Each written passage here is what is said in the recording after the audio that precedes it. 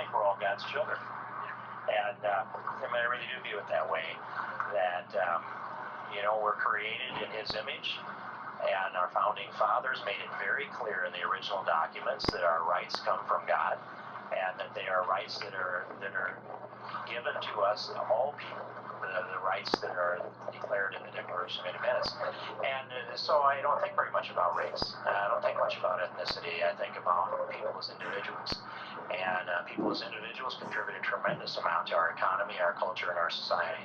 And so as I've seen this community change, and you heard me speak about it from the standpoint of a new hospital and a new school and new facilities that are here, we also have good employment here in the community, and we've got good jobs here, and people came here for them. That's one of the things that I think about, and it puts it into the context of the way I view this in the community. I didn't know the number. I didn't think about it in those terms. 43% is Latino, and 70% the elementary school kids are Latinos. Yes, according to the census. That's a high percentage, and I look back on this community in this area. My grandmother came here from Germany, and I just had a conversation with Jerry Buller from Chiron, and we were talking about honoring our veterans, and we did so for our veterans in Chiron some months ago, and also again on Memorial Day. And my grandmother, who came here from Germany, had 7 children, 6 sons and a daughter.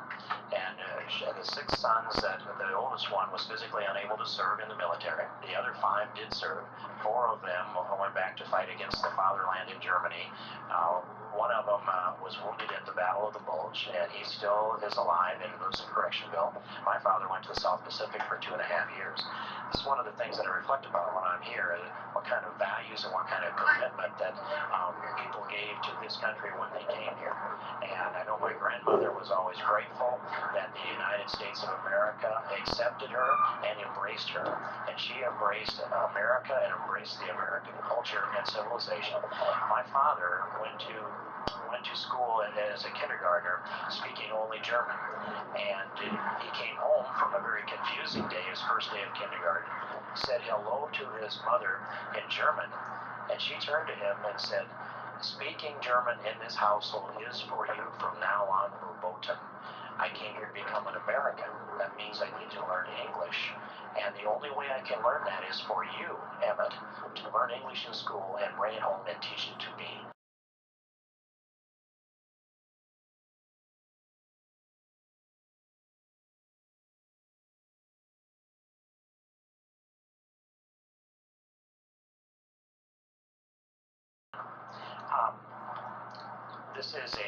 This is a long conversation to mention all of the components of this discussion that are important. But first it's this, that there are people in this country who are exploiting and creating a division for political benefit. I remember, now since passed away, Senator Teddy Kennedy of Massachusetts. There was a large demonstration in Washington, D.C. with about 150,000 people who were demonstrating for amnesty. In other words, to be relieved of the penalty for breaking American laws.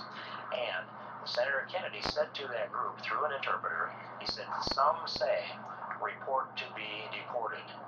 I'm quoting Teddy Kennedy, and he said, "I say report to become an American citizen." That was the message from the Democrats that said, we want to give you amnesty, and the implication was, but you need to vote for us because we would do that. America is too important to set aside our laws for political benefit. It's too important. The pillars of American exceptionalism, that the freedom of speech, religion, the press, the right to be tried by a jury of your peers, the property rights that you have to keep and own property, and the government can't take it away,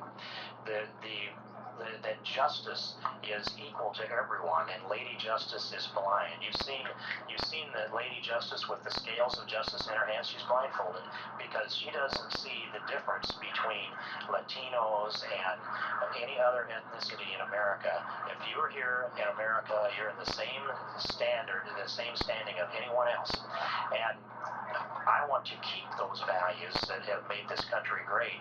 And suspending the law under undermines the rule of law. Many people came here because they left a corrupt civilization, and a corrupt civilization where you have to pay off the police to get them to leave you alone. Is it mordida? Is that the word? Mordida. I can't probably say it. I'll try it again. Mordida? Mordida? Okay. Muy bien. Su español es muy bueno. I'll get you a little of that. And so, but I don't want this country to be like that. The rule of law, the respect for the law is sacrosanct. It's a precious component. It's as important as freedom of speech, religion, or the press. And so we have our laws that have to be enforced. And if people are rewarded for breaking the law, you get more lawbreakers. I want far fewer lawbreakers, and that's my position on this. But we should remember that America is the most generous country in the world for legal immigration. And we should remember that Teddy Kennedy and many others of his party have conflated the two terms between immigration and illegal immigration. They use those terms interchangeably on purpose because they want a political advantage for rewarding lawbreakers. I want a country that respects the law, and I'm willing to take some risk politically for that reason because I think it's that important. And so the highest percentage of the legal immigrants that come into the United States, which is a number between 1 and 1.5 million every year, the highest percentage come from Mexico. And the reason we have such long lines are because there are so many people that want to come here. The lines altogether of people that are waiting to come into America legally, when you add them all up, are about 50 million people on the planet are lined up to legally come into the United States that are waiting their turn. When people jump in front of them in the line, that pushes them backwards. And I think we've all been standing in a line when somebody budged in front of the line. That is a frustrating thing, to be in a line that's getting longer rather than shorter. And so I want to reward the people that respect the rule of law, and I want to preserve the rule of law, and that's my deepest conviction in this. What will it take for you support immigration reform? Immigration reform has a lot of different meanings, and so, and I don't think... For make legal, no amnesty, for make legal to the 12 million undocumented people is... Well, the definition of amnesty also is a difficult question we haven't resolved. I wrote a definition for amnesty, and because I thought we needed to have a foundation that we could work from. And so amnesty, to grant amnesty, is to pardon immigration lawbreakers and reward them for the objective of their crime. I think it would be wrong to do that. I think it's better to reward people that respected the law than it is to reward people who broke the law. And that is an essential component of the rule of law, which is one of the pillars of American exceptionalism. So how do you negotiate away a pillar of exceptionalism? We would be inadvertently undermining the future of America if we did the thing that seems to be, in the short term, the easiest path to follow. Sometimes the hard path is the better path to follow. Now, I'm not for going out and searching for people and rounding them up, whatever others might say. I've never been for that. I believe that we have to deal with the enforcement of the law when we encounter people. And that's what I've advocated for consistently for more than 8 years in Congress.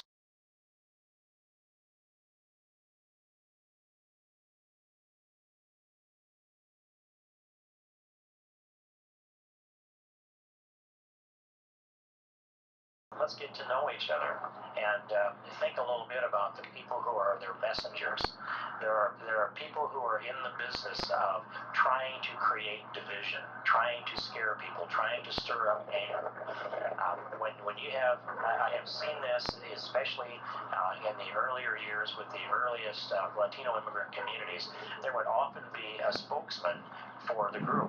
A spokesman would often be a Caucasian male.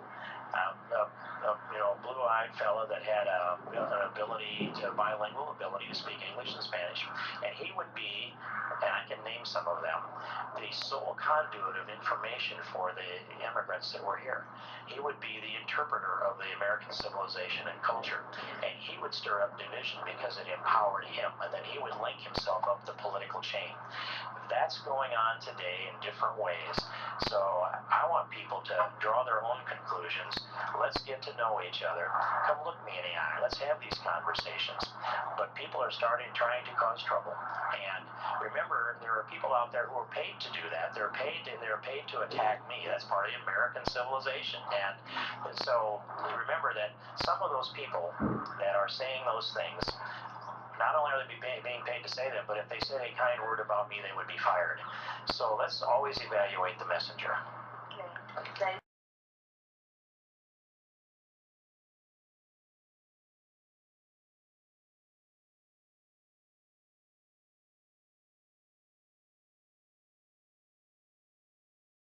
Oh boy, first I said, I don't think in terms of race or ethnicity, and so I have to go back and run their faces through my mind's eye and think who would fit that category.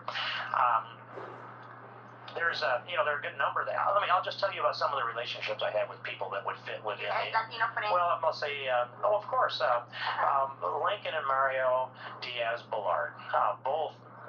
Lincoln just retired from Congress. His brother Mario's still there. They are great friends, and the two of them and I have been fantastic friends for a long time. Our goal together is that we want to swim ashore at the Bay of Pigs one day and walk out onto a free Cuba. That's our mission, and we are committed to that, and I've got to stay in shape so that day comes when Castro's biological solution comes for Castro and the Cuban people are finally free. That's one of those things that are there. One of the people that I guess I have a lot of Cuban friends. All the Cubans in Congress are all my friends. A doctor, she's now a doctor, Ileana Ross-Leighton, is another. And okay, here's a Democrat that is a great friend, Henry Cuellar, the congressman from down Laredo. I led a trip over to Iraq. We went over there together. Henry always comes over and razzes me, and I give him a little German, and I call him Heinrich, and he razzes me back in Spanish, and I don't know what he's saying. But there's friends on both sides of the aisle of all races and ethnicities, and it's not an issue. Here's what we need to know. As I said earlier, that we're all created in God's image, and then the next thing we need to know is get to know people. People aren't identifiable by their values, are identifiable because they happen to match a group that can be identified by hair color or skin tone or national origin. People are individuals, and they need to be dealt with as individuals, and it is a mistake for us to group together because of national origin or ethnicity. We should be seeing ourselves as Americans pulling together in the same harness. Those things that divide us, the idea of multiculturalism being a good thing, I thought was a good thing till I saw what it was doing. It began to put people in groups and build coalitions of groups to pit them against other people who would pull together coalitions of groups. That causes divisions in the country. We need to erase them. That is a socialist agenda that has been driven by the original writings on this, on the multiculturalism. I'm going probably a little too deep here now, but were written by Antonio Gramsci, who was the president of the Communist Party in Italy from 1919 until 1926.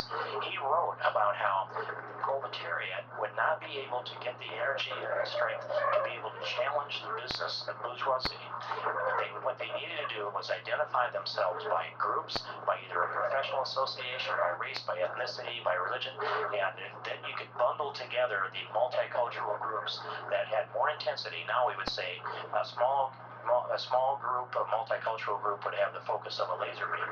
They would bundle together all of those laser beams that they could, that had, everybody's got to have a grievance, and then they would line that up and use that force that they created against the forces of liberty and freedom. We should embrace the good things and team ourselves together. We should not be identifying ourselves by our grievances. We should identify ourselves by our contributions. Thank you. Thank you very much. Gracias.